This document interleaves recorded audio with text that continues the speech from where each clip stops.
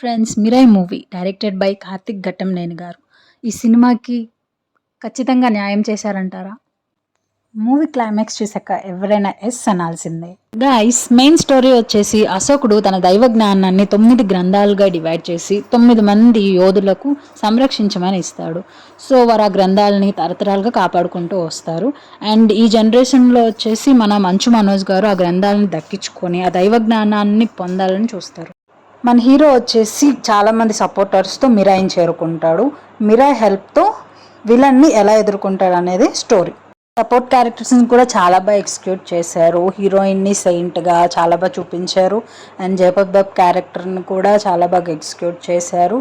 Mainly ఇందులో Shriya character అయితే head of the story అని చెప్పొచ్చు.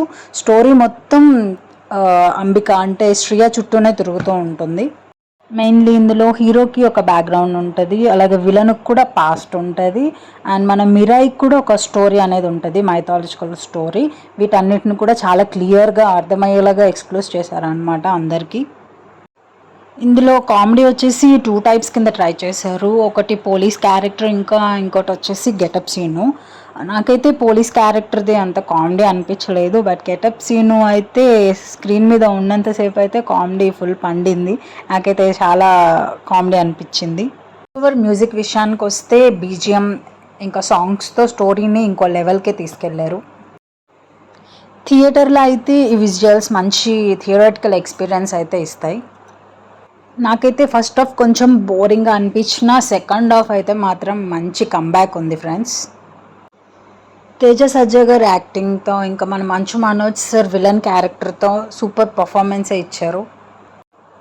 డైరెక్షన్ కూడా ఎవ్రీ సీక్వెన్స్ని చాలా క్లియర్గా ఎగ్జిక్యూట్ చేశారు. మెయిన్లీ సంపాతి పక్షి ఇంకా రాముడి విజువల్స్ వచ్చినప్పుడు అయితే వి ఫీల్ గ్రూస్ బంప్స్ అసలు. ఫైనల్లీ మూవీ వచ్చేసి ఫ్యామిలీ మొత్తం వాచ్ చేయొచ్చు. పెద్దవాళ్ళ దగ్గర నుంచి చిన్నపిల్లల వరకు అందరూ ఎంజాయ్ చేస్తారు. అండ్ మూవీ చూసాక నా రేటింగ్ అయితే 8/10 గాయస్.